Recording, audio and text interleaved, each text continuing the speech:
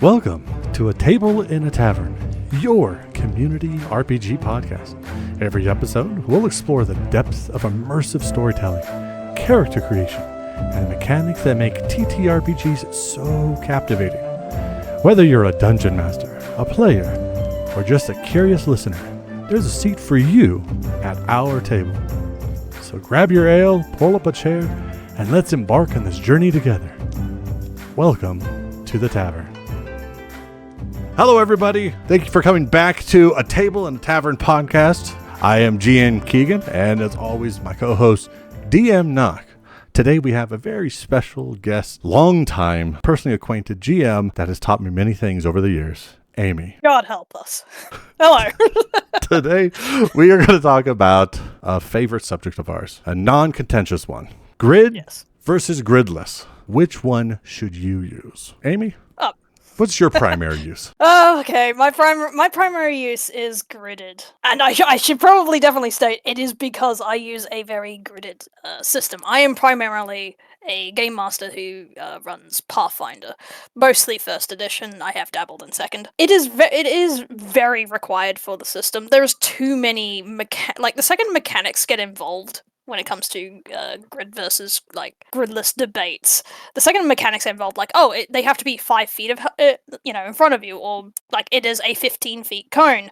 You need to start actually seeing where that is visually. I can see that kind of helping because the mechanics are already drawing everybody's attention to a certain mindset and way of playing. But Knock, do you just maintain the gridded tool set always? Are you 100%er? Nope. So for me, I tend to go theater of the mind or gridless. Even though I primarily play D&D, I still think you can get around a lot of those mechanics just with describing the battlefield and what's going on. Yeah, you got a breath weapon that's 15 feet. You just let people know, hey, this guy's about to launch a devastating attack and you are in the way. Now, D&D got away from flanking, which I think is still a thing in Pathfinder. Yep, very much so. Yeah, so mechanics like that, you absolutely need that grid to showcase, hey, am I getting this extra attack bonus? What am I going with that? But for the most part, I stick to theater of the mind, unless it is a major encounter. And I say that because I will build out a map. And whenever I build out a map, I usually put environmental hazards or interactions or something in there. So when I drop a map on the table, my players know there's a lot more. We're all gonna die. Well, they know a lot more is going to happen than just simple monsters. So. I'm actually kind of curious. I know exactly where Keegan lands on that. Considering I gaming wise, I was brought up gridless, funny enough, even at the table. But one of my earliest GMs was actually Keegan, and I feel so bad for you. I believe. And the craziest part is we ran a system called Pathfinder Pure. You guys can look it up later. It's on the internet. Pathfinder Pure is a gridless system. I will look that up later. I did play a bit of Pathfinder, so you might be able to find it out there. I think the biggest thing, my question about this, isn't a versus, but which one actually makes for a better game? Because if we're jumping into this place of imagination, right? Video games are like, well, it's a very strong tactile and visual engagement. Or movies, they have a certain medium, and books are a certain medium. But when you're role-playing, imagination is a huge factor. It's a part of it, right? It's a huge facet of the whole enjoyment of it. But when you're like, okay, so we have all of these amazing moments of our imagination and we're growing and we're building out these fake senses that we imagine. And then you're like, I put a piece of paper and write something with ink. And aren't you just removing and erasing all that amazing, imagined flair that you just created? Aren't you just wiping the artist's slate clean in people's minds? Or does it enhance it in your guys' mind? Interesting question. Yeah, you start this off, Amy. It is so dependent on your playgroup, isn't it? 100%. It is so dependent on your. Yeah, I have players who very much struggle with imagining the battlefield and such. I got to ask. Here's the thing: outside of combats, I don't use grids, and I know there are some people who still use grids outside of combat, like going through towns and things like that. That's when I feel like I agree, that absolutely destroys in my opinion, the immersion, the imaginary world that we have built. What about you now? But where are you falling? Do you think that's an actual tool? Because some people will argue. I've seen dozens of videos of people dancing delicately around the topic because every style and choice is viable and valid, but nobody really gets into the nuts and bolts of, okay, yeah, but to what degree? We can say certain movies are better than others, and that's just stylistic choices, isn't it? So why is this somehow taboo to say theater of the mind is superior to Gridless, even though the grids, even though grids is a viable, valid option, it's just not as immersive. It's not as good. It's a lesser of the two. It really does depend on what system you're playing. I will 100% disagree with you. With Pathfinder, it needs to be gridded. There is too many mechanics that require grids. There's too many mechanics. Flanking was the example you gave earlier, is the very obvious one. There are feats that straight up require certain positionals. 5th Ed, 100% do it in 5th Ed does not require you to be in a grid, in my very strong opinion. That is so, in my opinion, so rules light of a system.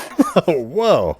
I wouldn't call it that, but I guess coming from such a Pathfinder heavy background, you're like, anything that's not this tomes of books if I'm not, if it is not tomes and tomes of books and has a dedicated wiki to sort through all that the actual publishers finance, then no, it's rules light in my opinion. You're going to defend the rules light system of yours, Knock? Why it's so easy for your rules light system? I fade an enemy.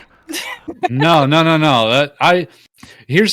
I don't know. It doesn't matter. It all boils down to the dungeon master's or game master skill set, right? If you are better apt to describing things, you can get away with a gridless even in Pathfinder. I believe you can. It would be difficult and it would be a little bit more of a challenge. But if you don't have the resources to find maps or make maps, you want something that's more immersive. You can describe something more immersive than, Keegan's crap drawings of little dungeon tiles and stuff like that. Hey, I let you know that my stick figures have brought tears to players before, okay? Yeah, tears of pain. Probably, but I don't care.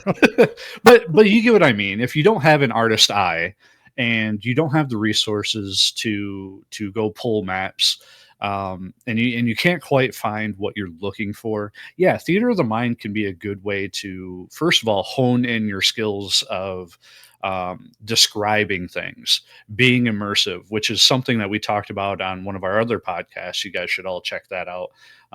It was the 1974 wisdom for 2024 players or DMs.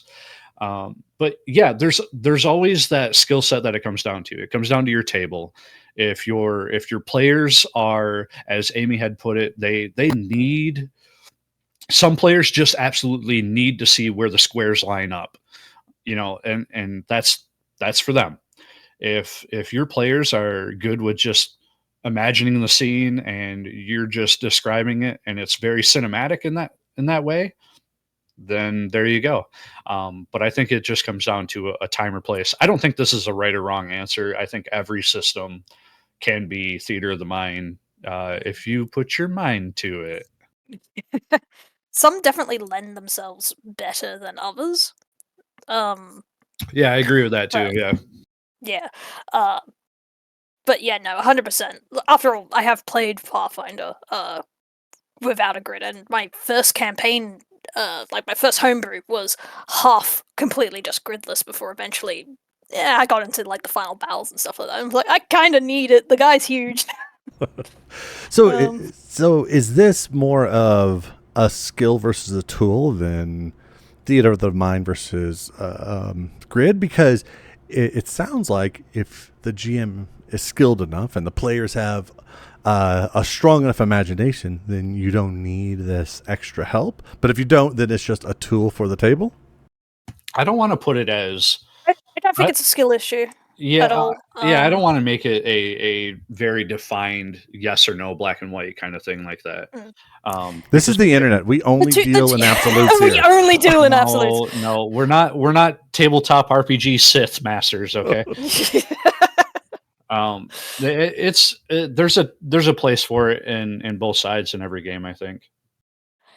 It's a very different way of playing both styles, and I think both sides are valid. No, like, you're going to get players who prefer one or the other. You're going to get GMs who prefer one or the other because that is their preferred play style. It's more fun for them that way. It's not about, like, not necessarily what one is better. It's what one works, like, best for you. I can basically do either, but I found that I have more fun going much more tactical, a lot more, like, gritty with the numbers and locations and stuff with a grid. I think it's. I think. Can you tell I used to play Warhammer? I think we could take it even further. Is that it's sometimes you could say it's system specific. Certain systems do strongly build their mechanics and how they run around grids, or the idea of some kind of bring out a map so we can see where everybody is. Even if you don't use squares, even if you're like, we're putting everybody on the map and there's general ideas of general zones or whatever you want to call them, and be like, okay, now we can see all the pieces. What do you want to do moment? That's a very different feel than when you just do theater of the mind. So instead of like a versus, how about a versus of what do you gain by having one and what do you lose by having the other? Sure, that's a good way of putting it. So the first thing that's blaringly obvious, and you put up as kind of an example, is if you think of minifigs or tokens or whatever the case is, that is the number one drawback of being able to personalize your immersion, right? If we're doing theater of the mind, you know what your character looks like, but you don't know what the other party members look like, at least according to them. So if you are playing on a 3D tabletop and people are importing their their character files from other programs or whatever the case, now you can see directly, hey, I can see Amy's fighter. I can see Keegan's sorcerer. I know what they look like.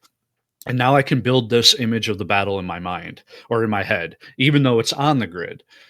So, yeah, that's the first big pro, I guess we could call it, for having a grid system and having it all laid out for everybody, is you're sharing the immersion. It's not just individualized for each person. Interesting. Okay. What about you? I mean, do you think that you're losing something with one or the other and gaining something from one or the other? Since they definitely do reinforce certain aspects of RPGs. It's interesting, because it's like saying that, like, because you're using a grid, you cannot use your imagination for how the battlefield is currently taking place. And I'm just comparing that to last session of a game that I was in, where a huge phoenix came out of a pyre. And yeah, no, its token appeared on the battlefield, but the GM still used all of the descriptors that you normally would use for a gridless system, and it made a huge impact on the players. So with that example, what part made the huge impact? The token coming out into view, or the description that the DM did? I feel both, because the GM gave this description and like the fire washing over us, the heat that we felt from this thing, and we had an idea of like vaguely how big the actual pirate was that it was being summoned from, but then it appeared on the map, and we had a real scale for, oh, this thing is way bigger than like we had initially thought,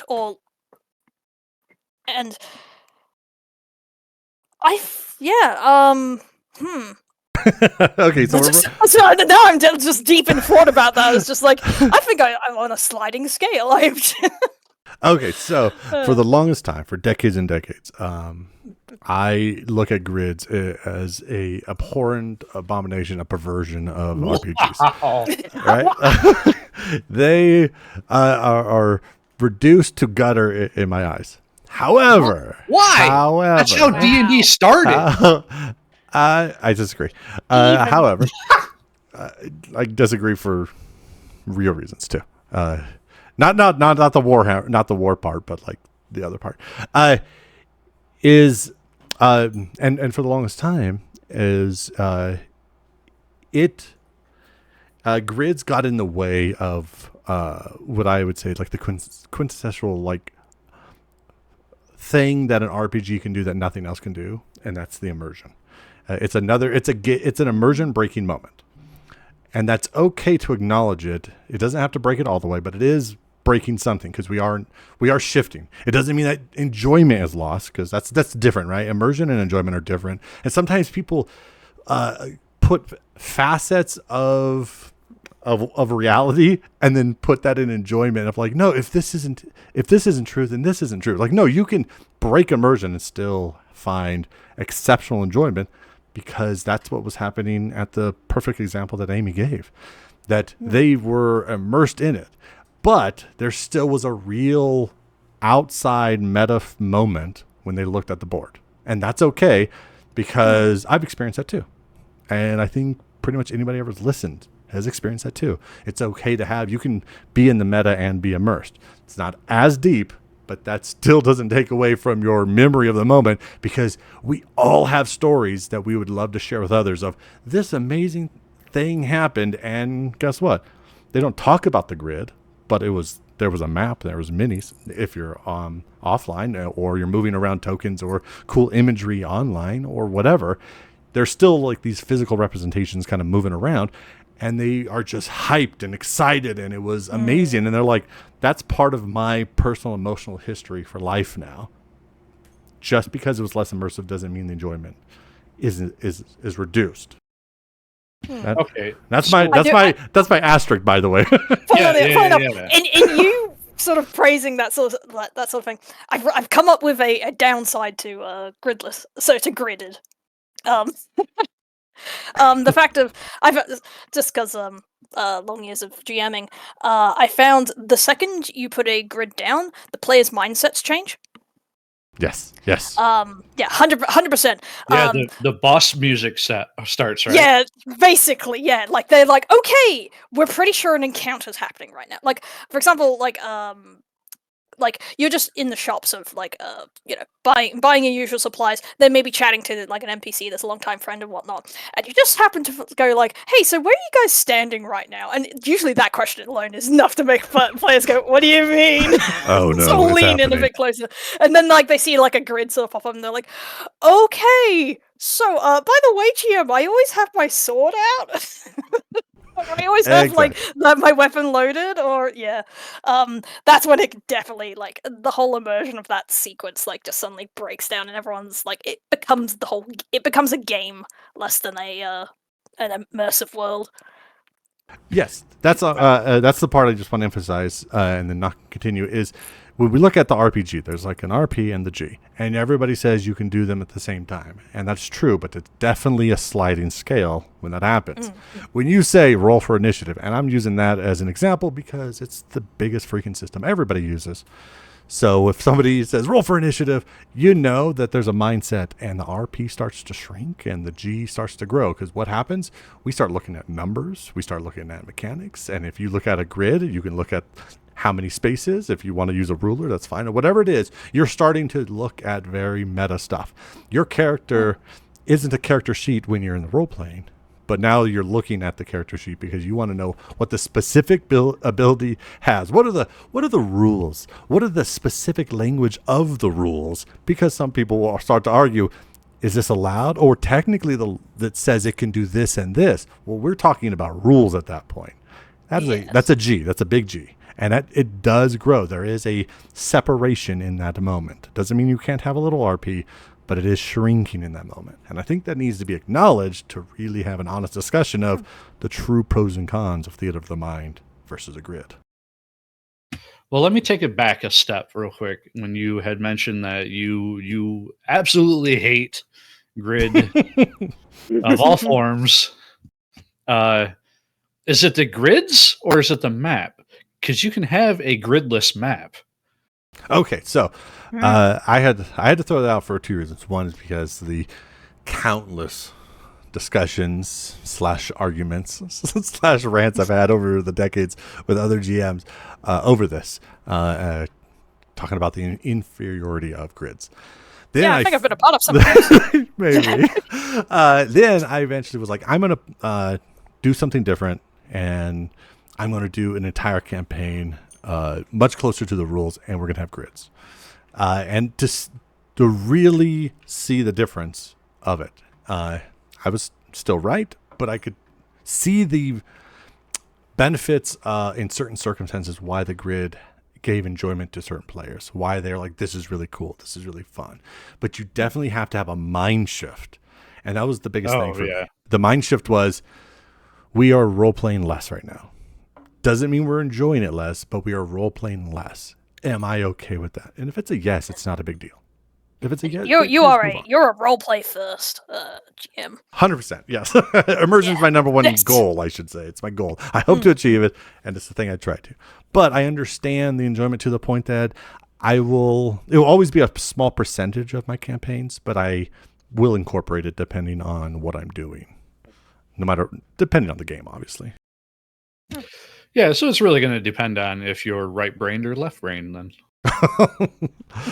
What about this whole brain GM'd? I can't believe you would put us in a box like that. The smooth-brained GM. I just imagine the horrible thing of trying to play like Call of Cthulhu on a grid. It's like, oh wow, it's an awful way of playing. But there's a different example that I think would come up. If we talk about D&D and Pathfinder, the largest ones, they aren't exclusively the only ones, but the largest ones, and they use grids. And I would say most people use maps of some kind. If grids is the wrong word, just say maps. If you want to have relative tokens to things, that's fine. And like Nock, you said, you could take the grids away, because a lot of the VTTs out there, which I got rid of the grids just so we can have arrows, because that's a little bit more immersive, right? Just having a nice, clean, beautiful map, that kind of helps a little bit. That's the compromise, right? Find enjoyment where you can. But I would say that there was something recently, and I almost don't want to say it because I had an argument where I disagreed with another fellow GM over this. I didn't want to use a map, but something huge happened in one of my recent games. The witch burning is at 5 o'clock if you want to come, by the way. Where I don't use maps at all for this. It just doesn't need it. The system doesn't need it. It's never necessary. But there was a moment that was unexpected. It's a very player-driven open world kind of game, and the situation got so big that in retrospect, I realized I was running into some difficulties trying to get everybody on the same page of what was happening, because it was so grand. The situation spiraled so much that there were so many moving pieces that it's much harder to say, oh yeah, you're here and they're behind the shed, and what do you want to do? The ditch is left to you. That's individual small. Immersion. But the this individual one, immersion. Yeah, but it was so many other factors going on that I'm constantly having to update, and I realized that would have been a moment that I think a top-down thing would have not taken away from it, because there were so many things. There's too many things to juggle, and they kept asking questions, and I was like, damn, I think this is the moment I failed, because I never anticipated that in this game, because it never needed it. But I think that was a moment where I'm like, okay, I guess a map would be helpful. Yeah. That is the biggest downside of gridless, is if the scale is too big, you're fighting too many enemies. Coming from combat systems, obviously. If the scale of the thing you were doing is too big, you start losing players. Because they cannot share they cannot share like the entire, like, I guess, internal map you have of what's going on. They're also panicking and thinking about like their own situation. They're like, this is intense, I'm invested, and they're holding on to the investment. But once that happens, just like in real life, you kind of get tunnel vision. what am I doing in right now? And then you forget that I'm describing the other 80% of what's happening. And you're like, I can't think of that right now. I'm like, damn, okay, I think I messed up. And that leads into another con of Theater of the Mind or Gridless, which is, I mean, it has to deal with that cardinal sin of never split the party. But if you did, now you're describing what's going on to player A and maybe player B, but player C is somewhere else, player D is somewhere else. And depending on how well their listening skills are, they might be blending things together, missing details, stuff like that. So exactly to your point, when you have that scattered immersion among, like I mentioned before, that individual immersion from each person's perspective, their own mind. Yeah, you're right. Sometimes you got to herd the cats, right, and put them all on the same page. That's exactly what kind of happened. Everybody got split up. Yeah.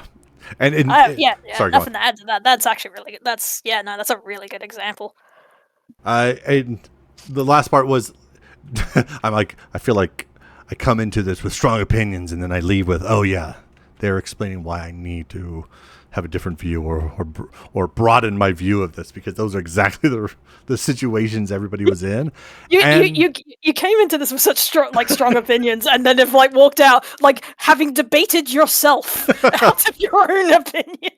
Okay, my head's down. I will walk away. And since I'm walking away in such a fight, it's just it's who was he fighting? It was just fighting with myself. It's okay. It's okay. We all do it. Yeah.